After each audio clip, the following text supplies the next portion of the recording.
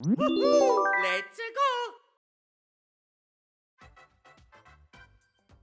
Thank you so much for this opportunity, Miyamoto. I assure you, what I'm about to show you will be the next evolution in the Super Mario Bros. Franchise.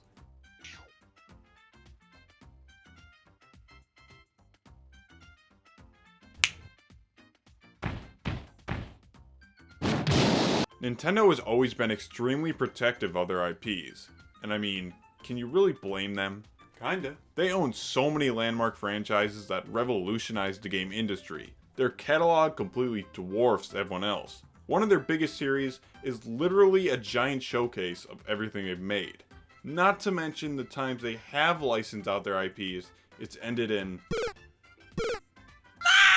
So to ensure nothing like happens again, Nintendo started holding their properties closer to their chest and made sure they never left their platforms. Fast forward about a decade or so, and we see the rise of mobile gaming, a market that started to explode due in no small part to the install base. We were reaching an age where almost everyone had a personal phone, even kids, so when developers released their games, they were automatically available to hundreds of millions of people. No $300 box required. Most console developers started by porting their console games to mobile. These were usually very clunky and inferior versions. I don't mean to blow anyone's mind, but Street Fighter works better on this, with this, than on this. Eventually, developers started creating new iterations of their series exclusively for mobile, and of course, these were actually tailored for mobile devices. For many developers, this was a gold mine, and even the Pokemon company was getting involved, yet Nintendo themselves were still holding out. That was until, of course, the Wii U era. Nintendo wasn't doing too hot. The 3DS was starting to pick up some steam, but the Wii U was dragging them down heavily. Growing financial losses paired with pressure from investors finally got Nintendo to bite the bullet, and they announced that they'd start developing for mobile in collaboration with DNA. This was a huge deal, as it was one of the first times in decades that Nintendo characters were coming to other platforms. There was really no telling what they might do. Huh? Miitomo, Nintendo's first mobile game, was a social media app featuring Mii characters. Sounds like a weird choice, but kinda makes sense when you think about it. The mobile game market definitely leans toward more casual gamers, and the Wii brand was incredibly successful among casual audiences, so it's a match made in heaven. Oh. The premise of a social media platform with Miis is still interesting. They sorta already did this with Miiverse, but when you put Miitomo on a platform where people already have all of these, it's really no wonder that Miitomo couldn't hold its ground. If the concept of this app interests you at all, I'd highly recommend checking out Tomodachi Life, as that game shares a lot of the same ideas. Let's go! Now this is what people probably thought of when they heard Nintendo on mobile. Super Mario Run was originally announced at an Apple event in 2016 as a timed Apple Store exclusive. This game takes the form of a mobile runner. Mario auto-runs through each course while you tap to jump. Nintendo seems really proud that they made a Mario game that you could play with one hand. Just imagine the possibilities of having an open hand. Levels are pretty short and simple, each coming with a few different variants where you can collect special coins. The first world is easy enough, but I suppose that... What? So, $10 to unlock a mobile game. You'd have to be a real chump to buy that. Yep, I actually appreciate what Nintendo was trying to do here. Most mobile games nowadays are free to play, but are filled with scummy and predatory practices that are meant to get players to spend absurd amounts of cash. Nintendo was trying to provide a one-time purchase that would allow you to play the rest of the game in peace. But again, $10. I know Nintendo wants to maintain an image of high value in its IPs, but it's the mobile game market, and even some of the bigger titles don't usually pass the $3 mark. There just isn't enough content here to justify the price. You get about 30 short levels, a dozen or so characters, a few other modes, and your own community of toads. If you played the demo, you've gotten a basic gist of what the game is. From what I understand, the game got plenty of downloads, but failed to transfer a lot of the players to the full version. Unfortunately, I don't have integrity. Fire Emblem Heroes! I feel gross. Fire Emblem Heroes, of all things, ended up being Nintendo's first mobile hit. This game stays pretty true to the Fire Emblem formula. I think. You get a group of warriors with questionable outfits and commence anime chess. You'll strategically guide your units across the map following the weapon triangle to achieve merciless victory. While you play, you'll get orbs that can be used to summon more warriors to your team. This is a complete crossover of the Fire Emblem franchise. You get all your favorites: Chrom, Roy, Captain America, others, and all for the small price of your bank account. Fire Emblem Heroes is the first Nintendo mobile game to be monetized like a mobile game. Progression and a lot of the game's content is locked behind good old inconvenience, enticing you to pay real money for more of the game's currency. And I mean, it worked. Fire Emblem Heroes makes Nintendo a boatload of cash and is by far their largest revenue stream in the mobile market. I've never been so impressed and horrified. You know, this game is actually pretty fun. I'll edit that out. With the launch of Nintendo Switch, we got two new supplemental applications: Nintendo Switch Parental Controls and Nintendo Switch Online. Nintendo Switch Parental Controls allows you to control how much fun your kids have, getting your kids away from the games and back to their phones. Nintendo Switch Online is here to add to your Nintendo Online experience. Great. The features it provides for games like Smash and Splatoon are actually pretty cool. Being able to check the available stages and modes in Splatoon before I boot up the game is a godsend. The main feature of the application is the voice chat, and as is tradition with Nintendo Online, yeah, it's not that good. If I'm just gonna use my phone to voice chat, why wouldn't I just use Discord, which isn't restricted to specific games or modes? Nintendo really just needs to get with the times and provide these features in-game. I know they don't want kids expanding their vocabulary every time they play ARMS, but why can't I talk to my friends through my Switch when I'm in private lobbies? The application was released with a collective groan and forgotten in about a week. If I had $1 million for every time someone mentioned Nintendo Switch Online, I'd be living in the streets. Animal Crossing is a series that feels like it's perfect for mobile. You can play it for small chunks of time, it's calm and relaxing, and it never really ends. So you're probably asking, how could they screw this up?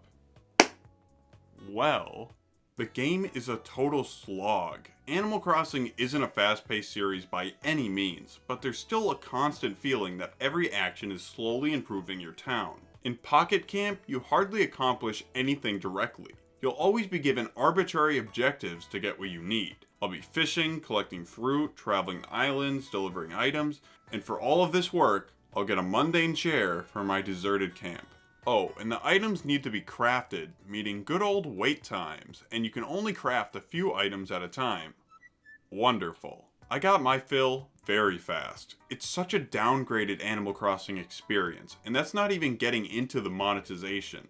You think Tom Nook was greedy in the mainline games, but here he's just begging for your credit card information. There's no stock shenanigans here. If you want valuable items, it's either time to grind or contribute to Nook's money tub. There's even a subscription service here, so now you can be indebted to Nook for real. This game really misses the mark for me. If you have any of the mainline Animal Crossing games, which applies to a lot of people now, I wouldn't recommend this one. Nintendo has gotten pretty far from their library of existing franchises, but they're always sure to pump out a new one here and there. Dragalia Lost was a new IP for mobile created by Nintendo in collaboration with Psy Games. In this action RPG, you'll take the role of Prince Euden and a wide cast of warriors to save the kingdom of Alberia. But to defeat the dark forces that threaten your existence, you'll need to create pacts with the Guardian Dragons, allowing your team to wield their powers. The plot continues to develop more and more, but my attention span is only so long, and these characters go on and on each and every level. So I'll be making good use of the skip button. You'll guide your team through each stage, vigorously tapping your screen to wipe out waves of enemies. Each stage will end with a boss or final trial, in which you'll need to vigorously tap the screen to defeat them. For any enemies giving you trouble, you have special moves and dragon powers as a trump card. The only time I struggled against enemies was when I blatantly ignored the character typings. It's a simple gameplay loop that in my opinion works best as a turn your brain off experience. That is not what the game has in mind, however. I didn't know a mobile game could have this many menus. It's complete sensory overload. There are upgrades for characters, weapons, mana, cards, and dragons. You can build your castle, bond with your dragons, summon new warriors, create teams, track your various currencies and item inventory, redeem gifts, participate in events and challenges, trade treasures, add friends, create alliances, throw money away, and even read manga. There is so much depth to accompany gameplay that is fairly shallow. Granted, if you're looking for a game with a lot to do, Dragalia Lost will definitely keep you busy, but I personally stuck to the main campaign, which can be located here. Although Euden hasn't received his Smash invitation yet, Dragalia Lost has a few notable crossovers, including Fire Emblem, Monster Hunter, Mega Man, and Persona 5. For a new IP? Not bad, just not really my thing. I've always been a bit weary of Dr. Mario. No one's ever seen his medical license, and even if he does have one, should I really be getting medical advice from someone who runs through the sewers? Please bring Dr. Mario back. Dr. Mario World is your standard matching mobile puzzler. Dr. Mario throws an overdose worth of pills on screen, and you'll need to line them up to eliminate viruses. The gameplay is almost identical to classic Dr. Mario, except now the pills run up screen. You'll progress level to level, with challenges getting more complex. When this happens, the game will start shoving more special items and abilities in your face. There's a lot to unlock, but you'll be lucky to get much of anything without coughing up some cash. There's also a competitive mode, just in case a Dr. Mario campaign wasn't doing it for you. The game's fine enough, but it's definitely not at the top of my Dr. Mario tier list. Here we go! Mario Kart Tour brought the iconic kart racer to mobile phones, and I'll be honest, the presentation here is pretty good. The character models and karts all look really crisp and clean, and these tracks are very visually impressive for a mobile game.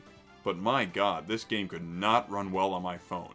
I have an iPhone 6s, and I know it's relatively old at this point, but come on, what is this? Your kart accelerates on its own, you just need to steer and drift with your thumb, and tap the screen to use items. The game was originally only playable in vertical view, but they later added the option for horizontal. This style is a lot closer to the traditional Mario Kart view, but regardless of how I played, it just didn't feel right playing Mario Kart with a touchscreen.